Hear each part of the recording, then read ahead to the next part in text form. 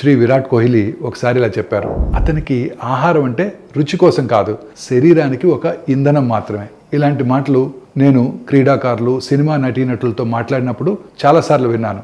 ఆసక్తికరమైన విషయం ఏంటంటే వీళ్ళు రోజు ఏదో విదేశీ లేదా అరుదైన ఆహారాలు తినరు. చాలా మంది భారతీయ గృహాల్లో వాడే అదే కూరగాయలు, పప్పులు, ధాన్యాలు, మసాలాలు, నూనెలే వాళ్ళు కూడా తింటారు. తేడా ఉండేది ఉద్దేశంలోనూ తయారీ విధానంలోనూ మాత్రమే. ఆహారం సులువుగా వండుతారు, చాలా తక్కువ నూనె వాడతారు, మళ్ళీ వేడి చేయరు, ఆవిరి, ఉడకబెట్టడం, తేలిగ్గా వేయిస్తారు. ఇలాంటి మృదువైన పద్ధతులు పాటిస్తూ ఉంటారు. పరిమాణం కొలుస్తారు, రోజు ఒకే సమయానికి భోజనం చేస్తారు, ఆహార ఎంపికలు ఒకేలా ఉంచుకుంటారు. ఇక్కడ ఆహారం ఎంత శక్తినిస్తుంది, శరీరం ఎంత త్వరగా బలం పొందుతుంది, జీర్ణక్రియ బాగుంటుంది, ఇన్ఫ్లమేషన్ అంటే వాపు తగ్గుతుంది అనే దానిపైనే దృష్టి ఉంటుంది తప్ప రుచి కోసం కాదు. అధిక పనితీరు ఉన్న వాళ్లకు ఆహారం శరీరానికి ఒక ఇంధనం మాత్రమే. రుచి ముఖ్యమైన అది రెండో స్థానంలో ఉంటుంది. ఇక్కడ ఆ భోజనం తిన్నాక శరీరం ఎలా పనిచేస్తుంది అన్నదే మొదటి ప్రాధాన్యత.